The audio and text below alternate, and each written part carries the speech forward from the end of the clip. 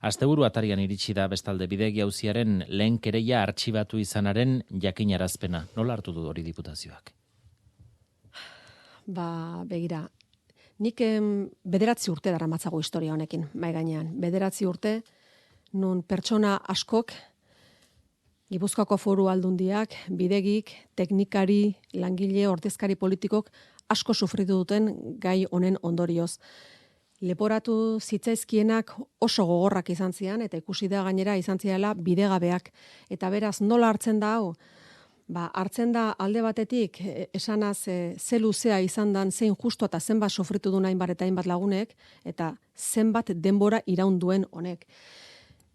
Lehenengo, bigarren kereila ere atea itxi zioten epaitegiek, esan zuten manipulatu egin zirela datuak. Lehenengo honetan ere esaten duena da, inundik inora ez zegoela arrazoirik hau epaitegietara juteko, edo bentsat arrazoirik ez dagoela honen azpian, eta beraz, nik nola ikusten dudan, adibidez, ikusi nuenean aurreko batean, EH Bilduren hautagai nagusia, nun esate zuen, eskatzen zuela eztabaida bat lehenengo mailakoa, arduraz egindakoa, hitz horietaz akordatu nintzen. Eta pentsatu nun, bada garaia, herri honetan, arerio publikoaren edo arerio politikoaren kontra egiteko edozer gauza alde batera ustea.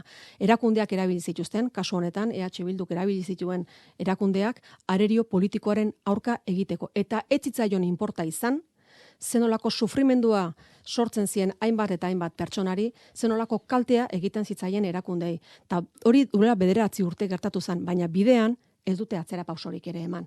Beraz, hori da, pentsa arazi didana. Badala garaia horrelako konpertamentuak eta politika egiteko modu hauek alde batera usteko. Herri honek beste zerbait eskatzen du, gu prest gaude, honetan gabiltza lanean buru belarri eskatzen diogu Bilduri kasu hortan, Bildu zalako, horrela politika egiteko modu hau benetan alde batera usteko. Badalako garaia, honetan ere lehenengo mailako eztabaidak eta lehenengo mailako jarduteko moduak gainean eukitzeko. Ez alda dena den lehia politikoaren baitan ohiko jokabidea izan hau Gipuzkoan. Alegia, Bildu Aldundian egon zenean, gero EAJak gidaritza berreskuratu zuenean, jo zuen Bilduko orduko kargudunen aurka erraustegia geldiarazteko hartutako erabakiak galera ekonomikoak eragin zituelakoan.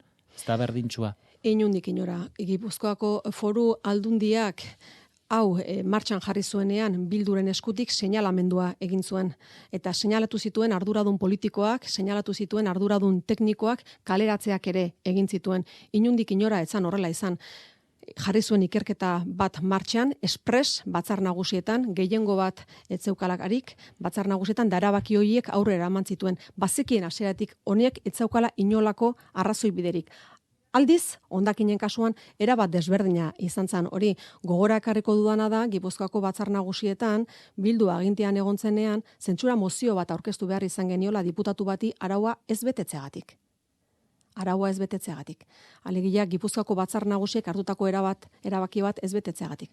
Eta gero, epaitegietara jotzen denean, hondakinen kontua dalata, eta hor oso garbi gelditu zen, egindakoa gaizki egontzela. Eta zorionez, Gipuzkoako Foru Aldundiak honi erabateko buelta eman zion.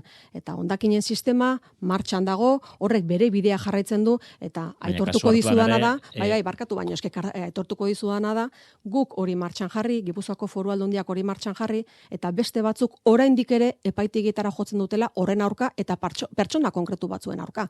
Oraindik ere jarraitzen dutela.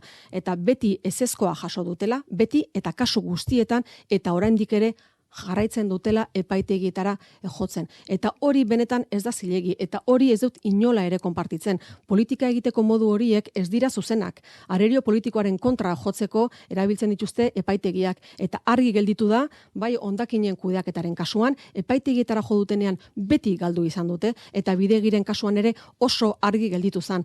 Hor, erabaki bat hartu zuten, EAJaren kontra jotzeko dena erabili zuten, oso argi gelditu zen hori ere hasieratik, eta bide honetan ez da momentu bakar batean ere ez dute atzera egin.